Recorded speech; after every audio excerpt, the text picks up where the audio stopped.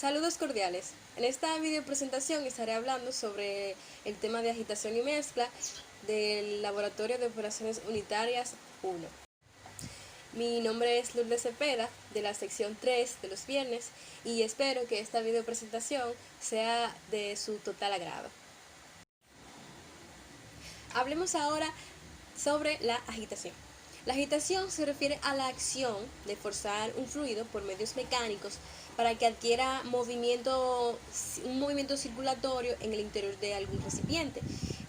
Los objetivos, o más bien algunos de los objetivos de la agitación podrían ser la mezcla de dos líquidos miscibles, por ejemplo tenemos el alcohol y el agua. También podría ser la disolución de sólido en líquido, por ejemplo el azúcar en agua. Sale mejorar la transferencia de calor, ya sea para calentamiento o enfriamiento, entre otros. También cabe destacar que el proceso de agitación es uno de los más importantes en la industria química, porque el éxito de muchas operaciones industriales dependerá de una técnica de agitación y mezcla eficiente. Cabe destacar que existe una diferencia entre agitar y mezclar. La agitación se puede definir como el movimiento inducido a un fluido dentro de un contenedor, como ya mencionamos anteriormente, fundamentalmente es de forma cilíndrica o circular, en donde se promueve el mezclado. En contraste con la agitación, mezclar consiste en obtener una distribución espacialmente homogénea de dos o más fases inicialmente separadas. Aquí, una de las fases podría ser un fluido, mientras que la otra podría ser algo tan variado como otro fluido, partículas sólidas o burbujas.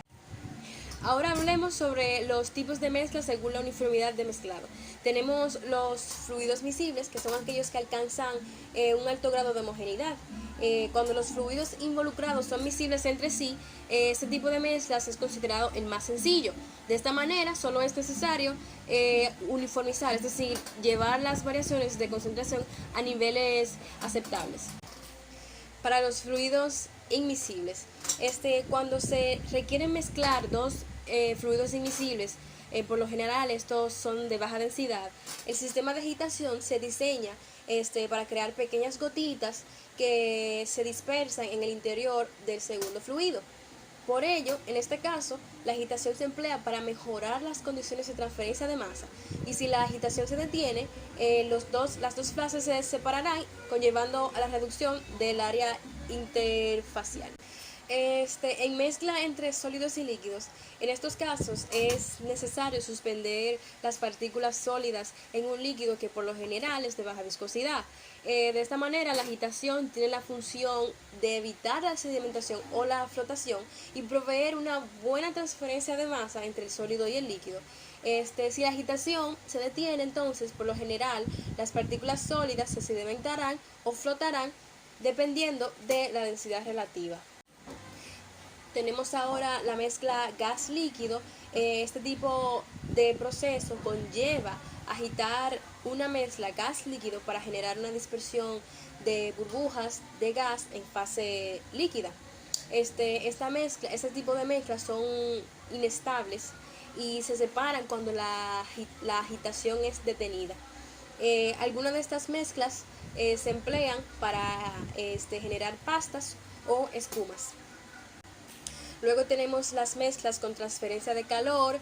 Son mezclas donde se aplica energía en forma de calor, en forma térmica, y en estas la velocidad de la rotación del rodete podría seleccionarse en base en en cierta capacidad térmica que se vaya a aplicar en el proceso.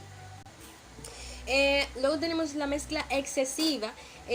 Existen situaciones en donde una mezcla excesiva podría implicar un desperdicio energético o un desperdicio en el efecto de la productividad, y es importante por esto recordar que una mayor agitación, es decir, una agitación más energética o de mayor duración, podría ser muchas veces más contraproducente que buena.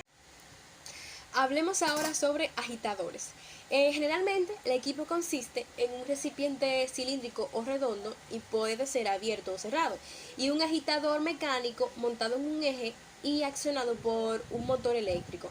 También las proporciones del tanque varían ampliamente dependiendo de la naturaleza del problema de agitación.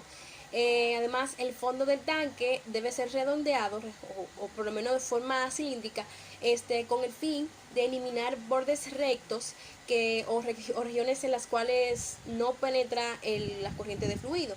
También cabe destacar que normalmente la altura del líquido debería ser aproximadamente igual que el diámetro del tanque. También el diseño de la agitación ha de atender a la homogeneidad, al grado de homogeneidad deseado y al tiempo de agitación. Dado que el resultado de una mezcla nunca es, en la práctica, nunca es perfecto, el grado de homogeneidad se hace depender de la calidad deseada en el producto final. También cabe destacar que para aumentar la eficiencia de mezclado se pueden instalar unos deflectores en la pared del tanque, y así se evita que el fluido gire como un sólido rígido y se logra aumentar la vorticidad. Ahora hablando sobre el tipo de agitadores, existen diferentes tipos de agitadores que se podrían clasificar, ya sea dependiendo el flujo que originan o el tipo de rodete que utilicen. Por ejemplo, aquí tenemos, según el flujo que originan, tenemos los de flujo axial, que generan corrientes paralelas al eje del agitador, como vemos acá, y los agitadores de flujo radial, que generan corrientes ya sea en dirección radial y dirección tangencial. Cuando el eje es vertical y está dispuesto en el centro del tanque, la componente tangencial es generalmente perjudicial para la mezcla, debido a que casi siempre se desarrolla una trayectoria de flujo circular tipo remolino que desarrolla un vórtice y que atrapa el aire, lo cual es indeseable generalmente para la eficiencia de la mezcla. Como mencionamos antes, los agitadores también se pueden clasificar según el tipo de rodete que utilicen. Los tipos de rodete principales son el rodete de turbina, el de hélice y el de paletas. Empezando por el de hélice, tenemos que un agitador de hélice es un agitador de flujo axial que opera a una velocidad elevada y se emplea para líquidos poco viscosos. Los agitadores de hélice normalmente giran de 400 a 800 revoluciones por minuto. El diámetro de los agitadores de hélice raramente es mayor a 45 centímetros, independientemente del tamaño del tanque. En tanques de gran altura pueden disponerse dos o más hélices sobre el mismo eje, moviendo el fluido generalmente en la misma dirección, pero puede hacer caso en que no estén en la misma dirección, lo cual genera una zona de alta turbulencia entre las dos hélices. Luego tenemos los agitadores de paleta. Las paletas giran a velocidades bajas o moderadas en el centro del tanque, impulsando al líquido en dirección radial y tangencialmente, sin que exista un movimiento vertical respecto al agitador, a menos que las paletas no estén inclinadas. Normalmente los agitadores industriales de paletas giran con una velocidad comprendida entre 20 y 150 revoluciones por minuto. Luego tenemos los agitadores de turbina, donde la mayor parte de ellos se asemejan a agitadores de múltiples y cortas turbinas que giran con velocidades elevadas sobre un eje que va montado centralmente dentro del tanque. Los agitadores de turbina son eficaces para un amplio rango de viscosidades, y un ejemplo de agitador de turbina podría ser uno de turbina semiabierta, conocido como agitador de disco con paletas, que se emplea para dispersar o disolver un gas en un líquido. Ahora algunas recomendaciones. Para evitar remolinos que generalmente desarrollan un vórtice y atrapan aire, lo cual es vamos a decir, indeseable para la eficiencia de la mezcla, se pueden tomar varias precauciones, como colocando, por ejemplo, el agitador fuera del eje central del tanque. Esto para tanques muy pequeños, o sea, en tanques pequeños es recomendable colocar el eje separado del centro del tanque. También se podrían instalar placas deflectoras. Estas son placas verticales perpendiculares a las paredes del tanque, que se usan para evitar remolinos y formación de vórtice. Si el eje del agitador está desplazado del centro o inclinado, entonces no sería necesario utilizar placas deflectoras. Y además, cabe destacar que las placas deflectoras se utilizan también para propiciar un menor tiempo de mezclado y para que la mezcla sea más eficiente. Recordando de nuestra práctica de laboratorio, los objetivos principales de nuestra práctica fueron visualizar el flujo con y sin, o sea, visualizar la mezcla con o sin placas deflectoras y la influencia de estas, así como la determinación de la eficiencia de los rodetes. El procedimiento seguido en nuestro laboratorio fue un tanto sencillo. Lo que hicimos fue que tomamos el tanque, lo limpiamos el tanque, luego medimos el diámetro de este para poder así marcar la altura a la que debe estar el fluido.